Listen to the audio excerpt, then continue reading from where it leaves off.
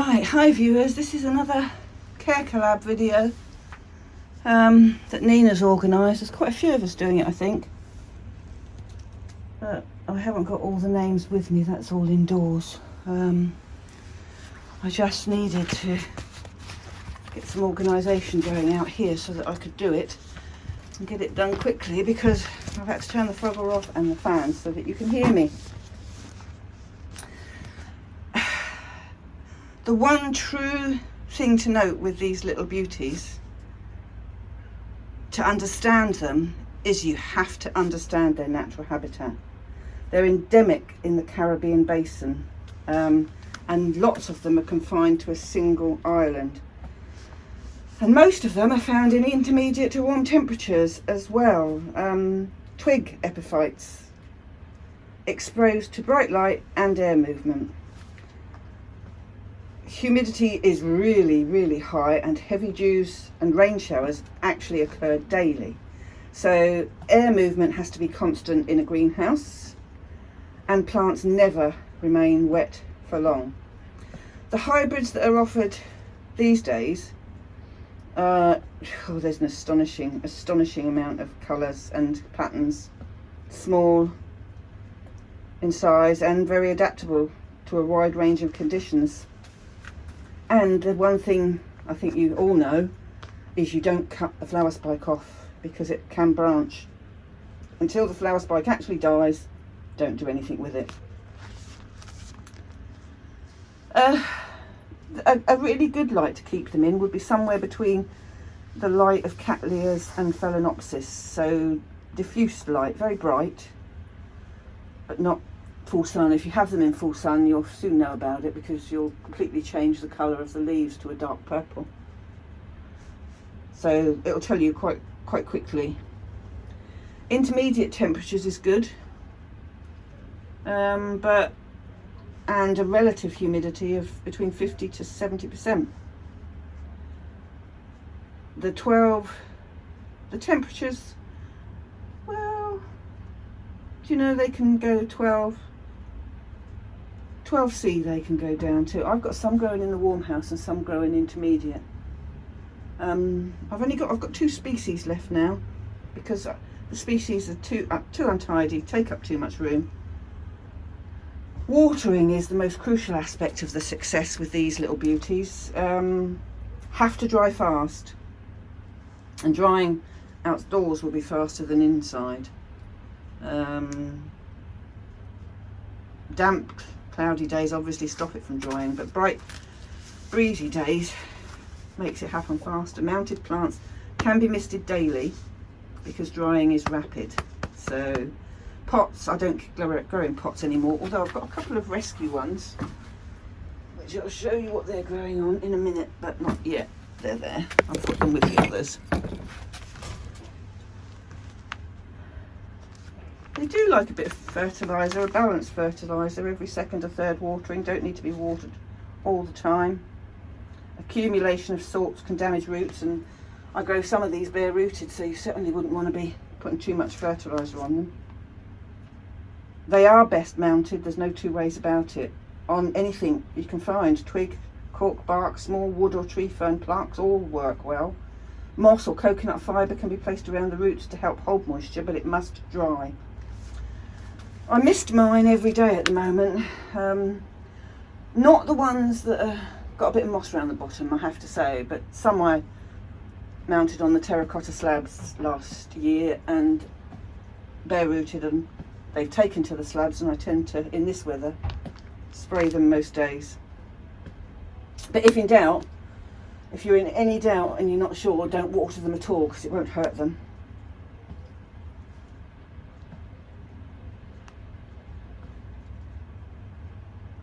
Yeah, this is the other thing as well. Sometimes the plants on mount show a tendency to shrivel despite regular watering. And they tell you to set it in a clay pot, and I've set some in a clay pot. I did it with stones around it. They've still got stones around the bottom. These became rescues, but what we have here And she knocks something else down with her backside yet again. I need a bigger greenhouse. I need to move houses. Get a bigger greenhouse. Not allowed to do that though. Right, so what we look at first is my one successfully grown species.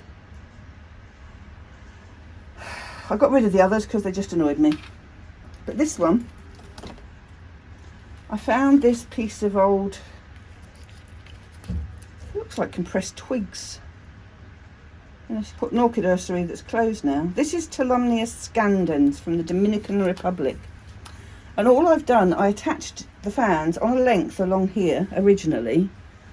And what I do is then when it gets to one end and they start growing again and they're long, I put them back, just tuck them in. I don't even tie them. I just tuck them in, tuck them under, so that they can go back that way. That one's still leaning out. It needs to come out a bit more. But again, can you see what we're doing? You can tuck him back there. So that's all I'm doing. They're not attached to the mount at all. Not safely anyway. It's just holding itself together from what was put on the mount in the first place. And here, for the first time since I put it on here, we have, going up there, can you see it? Yeah, you must be able to see it. Yeah. Is its flower spike. Let's get to the tip of that. That's right up there. So right up there, it's a good 12 inches long, that flower spike. Don't know when it will flower. Oh yes I do, look at that. Tiny, tiny, tiny. I don't even know if it'll focus on it, it's so small. There you go. Just see the flower buds coming. But that, without fail, every single day, gets spraying randomly, and I do mean randomly, all over. I just aim the sprayer at it. And I at last have a species that I can control and will grow well. So watch this space. Not sure if I've got a picture of, this one grows in the warm house as well. I'm not sure if I've got a picture of the flower from last time it flowered. Before I did this, I'll have a look on my records at my photos to see what we've got. And there is one more species that's hanging on by the skin of its teeth. Just annoys me. This one is Tolumnia europhila.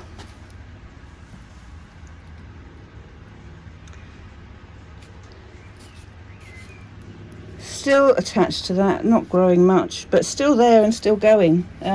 This one comes from the Lesser Antilles. He doesn't do much. And then I bought this little species last year. This little species doesn't annoy me. I love it.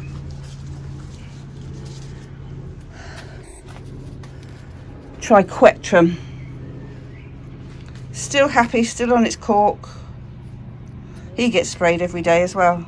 Still growing, putting up new, lots of stuff going on. So, can't remember where this one comes from. I will have to have a look and put it on the video. But then what we get back to is the hybrids. Now I used to grow them all like this, with stones.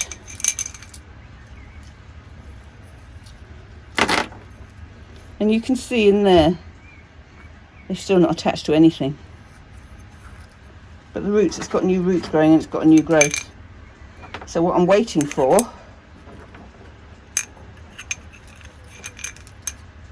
is for this to become established, and then I'm going to let that new one grow a bit more. This one is Tolumnia Golden Sun. He flowered last year. And then I'm going to mount him as well. And the same applies for this one. This is an old one. Tolumnia Gyrac Flyer Pinku. But again, we've saved him. He's doing all right, and he will at the end of summer. be put on the mount. Because as you can see, the ones we put on the mounts do really well. And this is terracotta. That's Tolumnia Magic, just opening its flowers. Gorgeous that's going to be. Which one's this? There's another one, brown corona. Lovely, huge amount of roots, really attached to the terracotta. And again, more flowers that I was hoping would be have opened in time for this video, but hasn't, so we'll have to wait for those to come. And here is another one. He's got a bit of moss. I've broken a leaf. He's not really attached to that bit. Oh, yes, he has. He's gone through that bit of terracotta. But this one is super red. So I'm hoping it does what it says on the tin.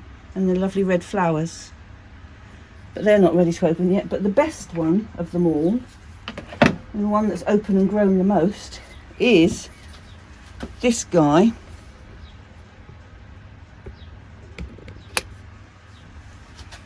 Well, you're going to laugh when I tell you what the name is, or what the label says, because effectively we don't know what the name is. It says Tolumnia Rainbow Soft Pink. I think not. I think this is going to be the one. I think it's mislabeled for is Bloody Bird, but until I flower Tolumnia Gyrac Bloody Bird, as it's called, I don't know. We'll just have to wait and see. But that, having said that's wrong, I'm not disappointed, because I truly love that colour and the depth of that colour. It is astonishing. So that one also, grows in the warm house, which is why he's longer and further ahead than the others, because he's grown warmer than the other two. But this one, as you know, as you can see, is opening. I don't think those two will be far behind, and I think there's a couple more somewhere. I've got spikes on, but I can't remember where. Oh, our Tolumnia peach, which I'm not even convinced is Tolumnia peach anymore. We had problems with that during the winter. All the inside growth died. I think that was me. I don't think I was careful enough when I was watering it. So I try not to do it from behind. I try and do it, hold it upside down and do that. But I think it's way too big to be Tolumnia peach. But we have now got more growing there. And the other seems okay. But whether it'll ever decide to flower remains to be seen. Can't understand. What have we got up there? Because I think fall the bucket over. I've got one up here, but I don't think it's got a flower spike on it. That's another pinku. What are you? You're in recovery mode. See, this is the other one it might be. This one's in recovery mode now. Black ball. It's either Tolumnia Black Ball or Tolumnia Bloody Bird. We shall see when it opens. Well, when I get a real pink one open. But that is not soft pink. Not by any stretch of the imagination. But they are pretty hardy little critters, but you've got to keep them away from scale. They go down so quickly, and luckily, because I don't grow cattleyas, I don't grow oncidiums, and they are the worst attractions for the scale. They're banned in here, apart from Oncidium chiriphorum and Oncidium sotoanum. and the twinkles. They're the only ones that I allow in my greenhouse because I love them. And we're on the watch for it all of the time. But Cattleyas, they're the reason I stopped growing Cattleyas, because I couldn't be doing with the scale. Hideous thing. And scale with these, because of the fans, it does so much damage because it gets into places that you can't get it off from. So I'm lucky with mine, and I love them. They're one of the hardiest orchids I like to grow because they don't need to be mollycoddled. They just love what you throw at them, provided you don't get the fans wet. But what's proving best for me this year is the clay slabs. That said, I put this one on, I've had this longer than the others. We've got two new fans coming down there. It's got a bit of a rotten bit there, but I don't think that one's ever going to bloom. So we've got to get these to grow on now so they can carry on growing. But the conditions is the correct way to go with these because of what they like and because they're twig epiphytes. So I'll leave you with that, and I hope you enjoy all the different ones of how people grow them. I will film them later again so that you can see the species with the single flower spike. We'll see how long that lasts. I will love you and leave you on this one. Be interesting to watch everybody else's ones. I hope you like the compilation. I mean, Nina had a good idea when she came up with these collaborations. And I'll see you on the next one. Take care now. Bye-bye.